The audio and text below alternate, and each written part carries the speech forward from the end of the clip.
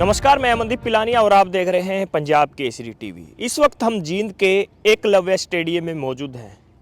आज स्टेडियम की आपको जर्जर हालात दिखाएंगे।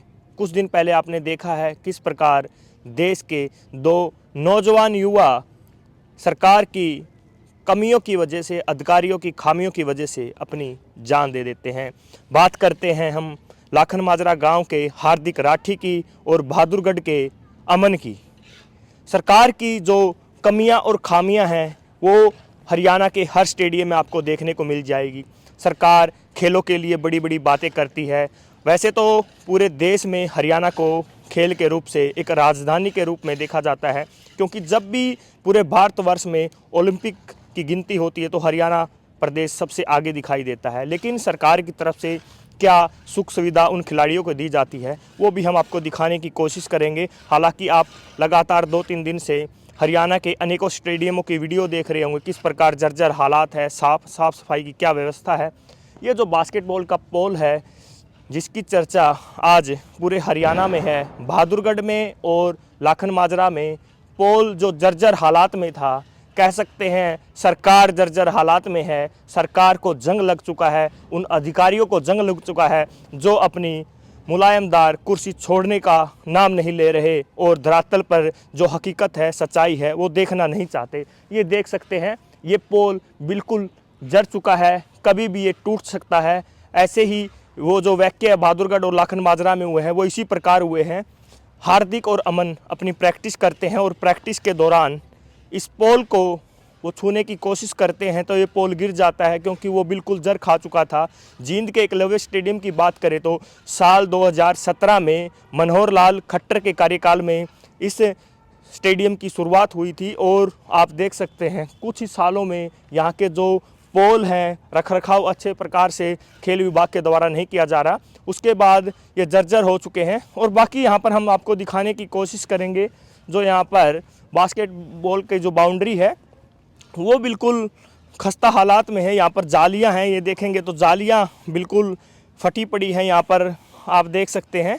यहाँ पर अधिकारियों की बात करें तो अधिकारियाँ यहाँ पर कोई जायज़ा नहीं लेते हैं और कोच की बात करें तो कोच तो खिलाड़ियों को मिलते ही नहीं हैं।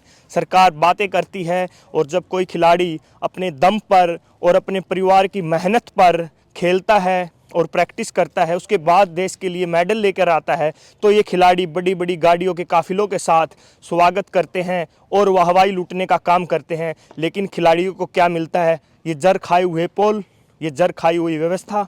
और यहाँ पर हम बात करें जो एकलव्य स्टेडियम है, यहाँ पर कुछ सालों पहले हरियाणा के मौजूदा जो डिप्टी स्पीकर हैं, जब वो विधायक थे तो उन्होंने एक सिंथेटिक ट्रैक की घोषणा की थी। प्रेस वार्ता के दौरान उसकी घोषणा की थी, जल्द वो बन जाएगा।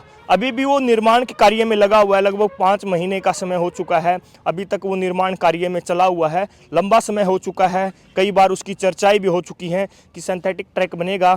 अब खिलाड़ी प्रैक्टिस कहाँ करेंगे वो खिलाड़ी को देखना है, क्योंकि जींद के अर्जुन स्टेडियम की बात करें वहाँ पर भी खस्ता हालात आपको देखने को मिलेगी। और साफ़ सफाई की बात करें तो यहाँ पर जो साफ़ सफाई है वो यहाँ पर आप वीडियो के माध्यम से देख ही रहे होंगे किस प्रकार की साफ़ सफाई है। यहाँ पर कूड़ा करकट ज़्यादा दिखाई देता है। और बाउंड्री की बात करें तो स्टेडियम की बाउंड्री वॉल भी यहाँ पर कहीं ना कहीं गिरी हुई है।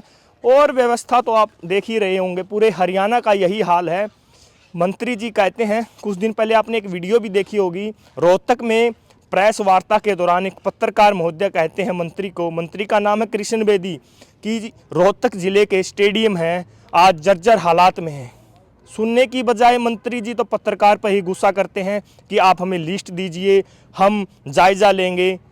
क्या पत्रकार के कहने से ही आप जायज़ा लेंगे? क्या आपको नहीं दिखाई देता देश के खिलाड़ी कहाँ पर मेहनत करते हैं, दिन रात मेहनत करके देश के लिए मेडल लाने का काम करते हैं? वो व्यवस्था किस प्रकार की आपके अधिकारियों ने, आपकी सरकार ने दी है? क्या आपका हक नहीं बनता कि आप स्वयं जाएं और वहाँ का जायज़ा लें? ये जो वाक़ये घटे हैं बहादुरगढ़ और लाखन माजरा में, उसके बाद सरकार के हर अधिकारी को अपने आसपास जहाँ पर खिलाड़ी तैयारियां करते हैं, देश के लिए मेडल लाने के लिए दिन रात एक करते हैं, वहाँ पर व्यवस्थाओं का जायज़ा खुद जाकर अधिकारियों को लेना चाहिए, उन मंत्रियों को लेना चाहिए, जिला पार्षद मेंबर को लेना चाहिए, सरपंच को लेना चाहिए। हर किसी की जिम्मेवारी बनती है कि आपके आसपास के जो एरिया हैं वहाँ का आप जायज़ा लें। यहाँ पर आप देखेंगे 2 दिन से जो चर्चाएं हैं, चर्चाओं के बाद यहाँ पर कर्मचारियों की ड्यूटी लगाई गई थी और ड्यूटी के बाद कहीं ना कहीं यहाँ पर आप देख सकते हैं लीपापोती यहाँ पर की जा रही है और कहीं ना कहीं इसको जो कार्य को है ढकने का काम किया जा रहा है। यहाँ पर जो दरारें इस मैदान में आई हुई हैं तो यहाँ पर कहीं ना कहीं अब लीपापोती का काम यहाँ पर किया जा रहा है। पोल आपने देखा और पूरा स्टेडियम का आपको जायज़ा दिखाएं तो यहाँ पर व्यवस्थाओं की बात करें तो बिल्कुल जीरो दिखाई देंगे। वीडियो के माध्यम से आप देख सकते हैं एक पोल तो यहाँ पर दिखाई देता है आपको और ईंटों के सहारे उसको लगाया गया है।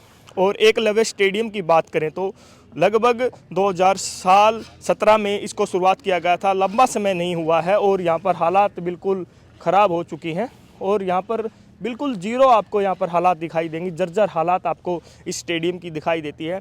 अगर आपके आसपास इलाके में ऐसे ही हालात हैं तो उनको भी आप देखें और कहीं ना कहीं सरकार के अधिकारियों से, मंत्रियों से पूछें। तो यहाँ पर एक जो व्यक्ति हैं उनसे भी बात करने की कोशिश करें। सर, आप यहाँ पर आए हैं, अधिकारी हैं, क्या है?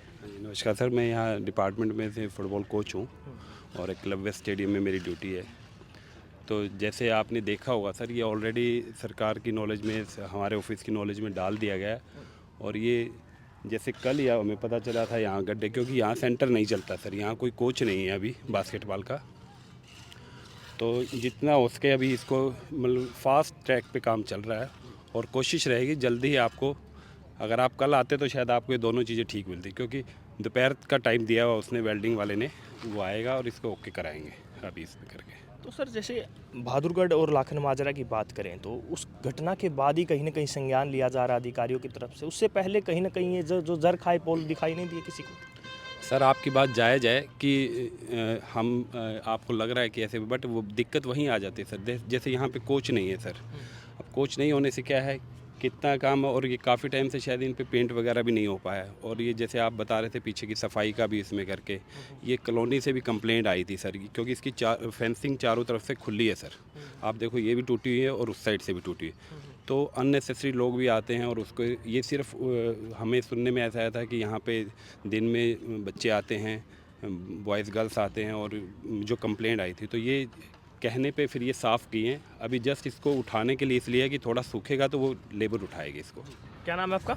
मेरा अनिल नाम है जी। Anil, basketball coach? मैं फुटबॉल कोच हूँ सर। Football coach? हाँ जी। तो कहाँ पे आप अपना ड्यूटी दे रहे हैं? मेरा सेंटर इधर ही है सर, वो जो फुटबॉल ग्राउंड है वहाँ। प्राइवेट है या गवर्नमेंट? मैं गवर्नमेंट कोच हूँ सर। हाँ जी। और ये कल ही हमें जैसे हुआ, तो ये आपको अगर कल आते तो ये सारी चीज़ें ओके मिलेंगी।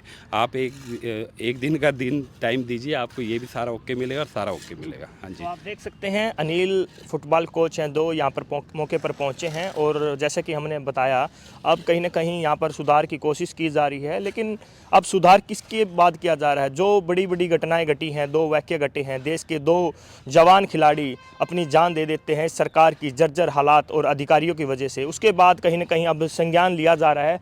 चलो अब भी कोई ना कोई संज्ञान लिया जाए, वो भी अच्छी बात है।